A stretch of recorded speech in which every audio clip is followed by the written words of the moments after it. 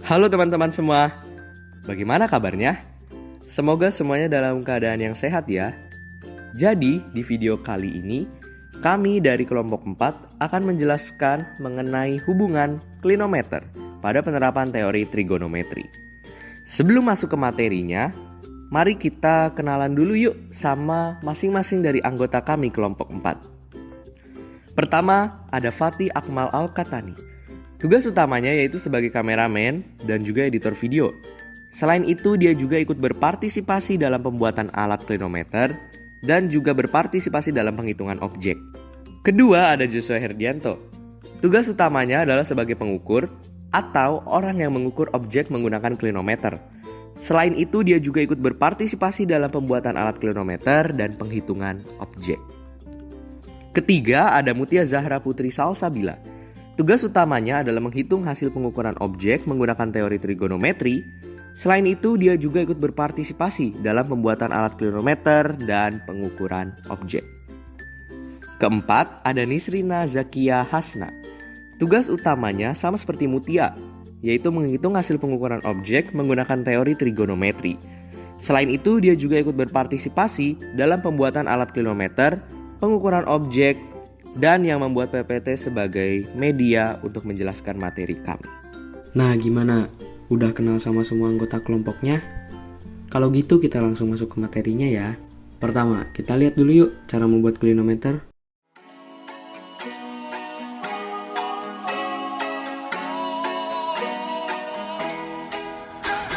You call me on the telephone, you feel so far away.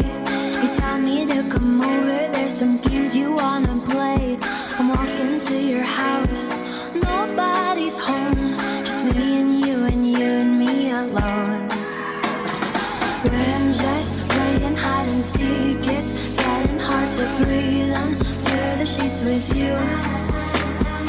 I don't wanna play no games, I'm tired of always chasing after you.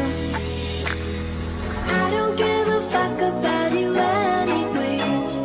Whoever said I give a shit about you? You never share your toys or communicate.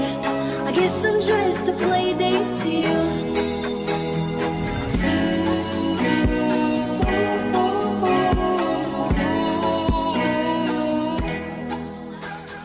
Gimana?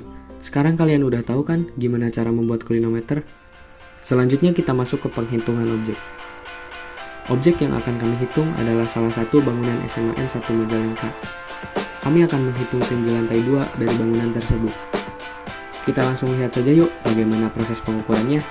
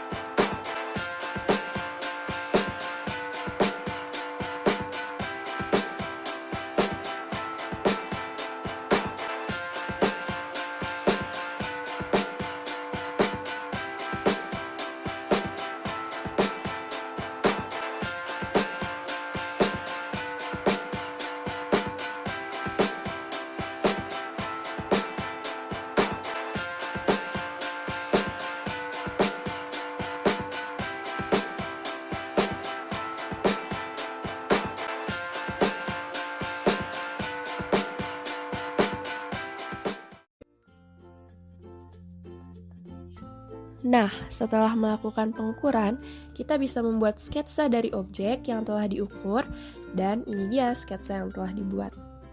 Oke, kita langsung masuk ke bagian perhitungan.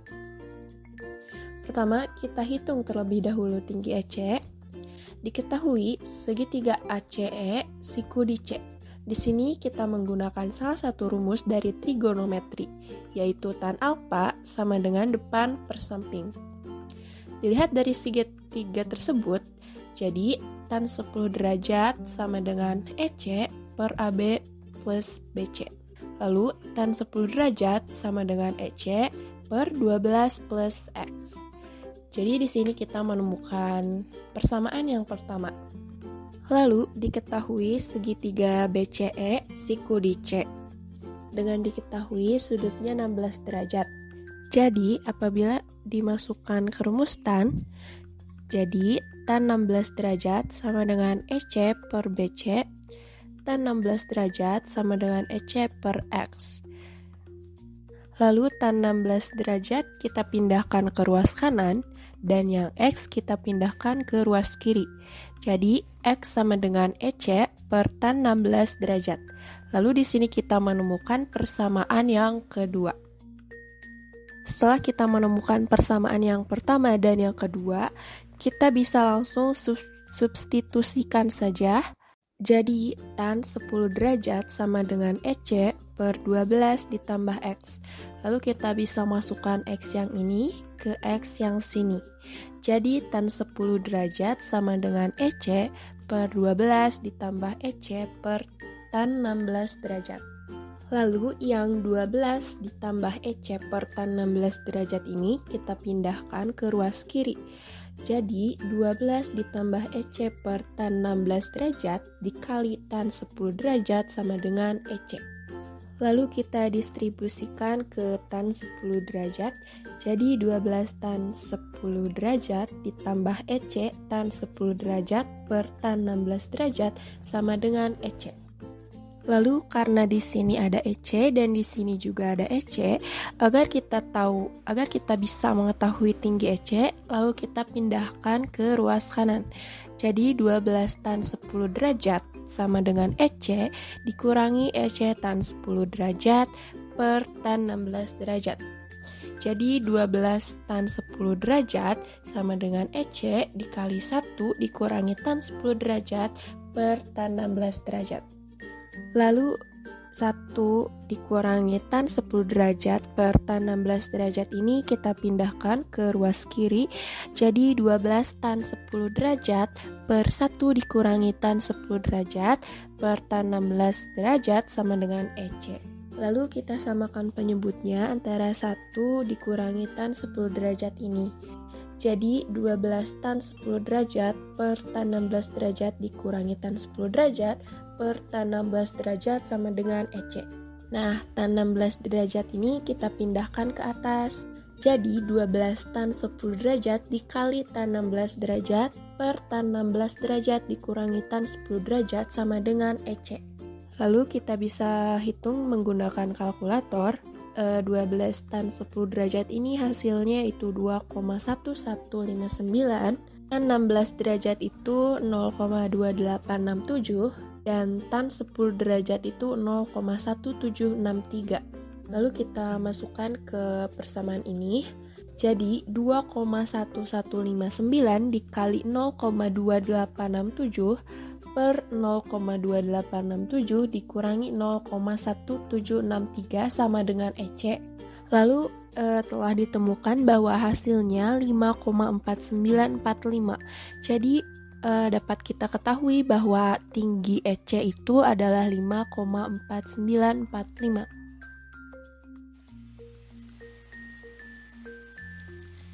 Yang kedua, kita akan menghitung tinggi DC.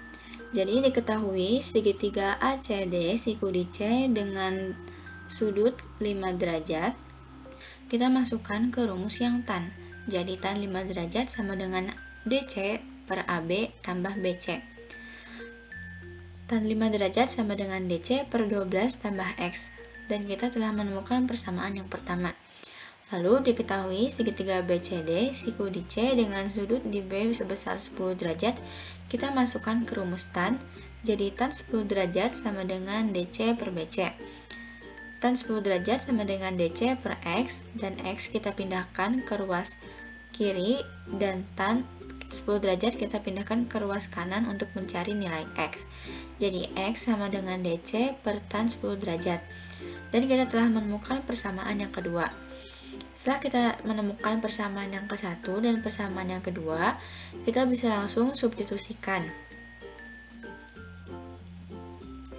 Jadi tan 5 derajat sama dengan DC per 12 tambah X.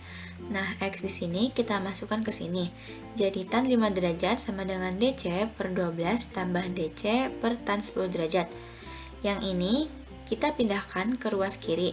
Jadi 12 tambah DC per tan 10 derajat dikali 5 derajat sama dengan DC.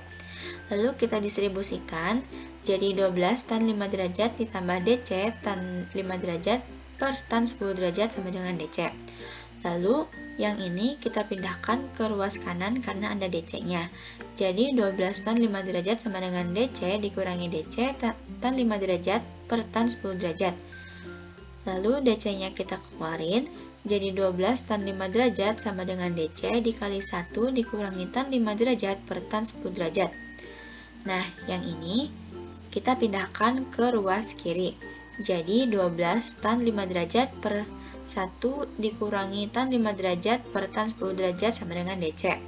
Lalu kita samakan penyebutnya, jadi 12 tan 5 derajat per tan 10 derajat dikurangi tan 5 derajat per tan 10 derajat sama dengan DC. Tan yang ini kita pindahin ke atas. Jadi 12 tan 5 derajat dikali tan 10 derajat per tan 10 derajat dikurangi tan 5 derajat sama dengan DC. Terus kita hitung menggunakan kalkulator. Yang pertama, 12 tan 5 derajat itu sama dengan 1,0498. Lalu tan 10 derajat itu sama dengan 0,1763 dan tan 5 derajat itu sama dengan 0,0874. Lalu kita masukkan ke yang ini, jadi 1,0498 dikali 0,1763 per 0,1763 dikurangi 0,0874 sama dengan DC. Lalu kita hitung, dan kita telah menemukan tinggi DC itu sama dengan 2,0890 meter. Setelah kita mendapatkan tinggi EC dan tinggi DC, kita harus menambahkan masing-masing tingginya dengan tinggi sang pengukur untuk mengetahui tinggi kedua titik tersebut sampai permukaan tanah. Tinggi dari sang pengukur adalah 170 cm atau 1,7 meter, sehingga dapat kita hitung untuk tinggi E sampai permukaan atau EO adalah 5,4945 ditambah 1,7 sama dengan 7,1945 meter. Dan untuk tinggi D sampai permukaan tanah atau DO sama dengan 2,0890 ditambah 1,7 sama dengan 3,7890 meter. Kita sudah mengetahui kedua tinggi tersebut dan kita dapat langsung menghitung tinggi lantai 2 dengan cara EO dikurangi DO sama dengan 7,1945 dikurangi 3,7890 sama dengan 3,4055. Jadi tinggi lantai 2 pada bangunan tersebut adalah 3,4055 meter. Nah, dari semua yang telah kita lakukan dari proyek kali ini dapat kita simpulkan mengenai hubungan klinometer pada penerapan teori trigonometri, yaitu alat klinometer dapat digunakan untuk menghitung tinggi suatu bangunan atau monumen apabila dihitung menggunakan teori trigonometri. Nah, baik, itu dia yang dapat kami sampaikan dan simpulkan. Mohon maaf apabila ada kesalahan dan kekurangan karena kami masih dalam proses pembelajaran. Semoga materinya dapat dimengerti dan semoga bermanfaat. Terima kasih.